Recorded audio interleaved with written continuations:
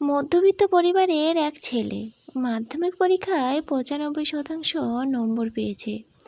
বাবা মার্কশিট হাতে নিয়ে আনন্দে চেঁচিয়ে বললেন, ওগো শুনছো, পায়েস বানাও, আমি রসগোল্লা আনছি। তোমার ছেলে মাধ্যমিকে 95% নম্বর পেয়েছে। মা রান্নাঘর থেকে প্রায় দৌড়ে এসে বললেন, কি বললে, আমাকেও দেখাও। ছেলে মাঝখানে তৎক্ষণাৎ বলে উঠল, বাবা মাকে রেজাল্ট দেখে কি হবে? মা কি লেখাপড়া জানে? আঙুলের ছাপ, নিরক্ষর, মার্কশিট তো পড়তেই পারবে না। মায়ের চোখ ভিজে উঠল। আঁচল চাপা দিয়ে রান্নাঘরে চলে গেলেন পায়েস তৈরি করতে। ছেলের কথা শুনে বাবা বললেন, হ্যাঁ সত্যি এটা তোর মা পড়তে পারবে না, এটাও সত্যি। তুই যখন তোর মায়ের গর্ভে তখন তোর মা দুধ খেতে পছন্দ করতো না, যাতে তুই সুস্থ থাকিস।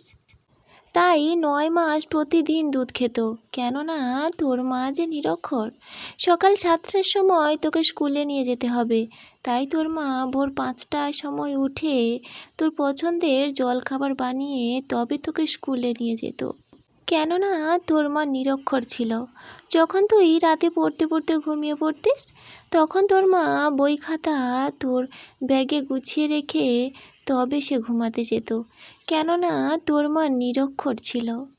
তোকে ভালো জামা জুতো কিনে দেওয়ার জন্য আমাকে জোর করতো, তা আর নিজে দুটো শাড়িতে বছর পার করে দিত, কেননা ও নিরক্ষর ছিল।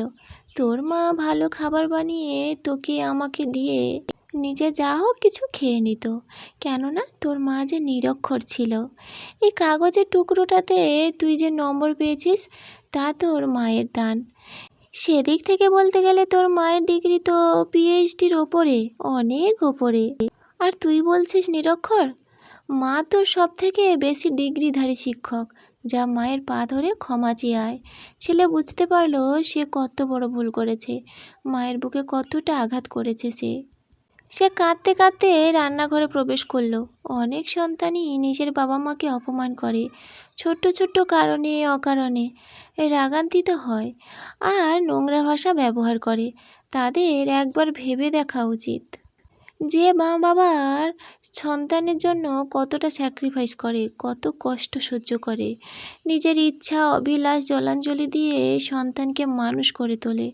সন্তান প্রতিষ্ঠিত হলে উভয়ই কত খুশি হয়।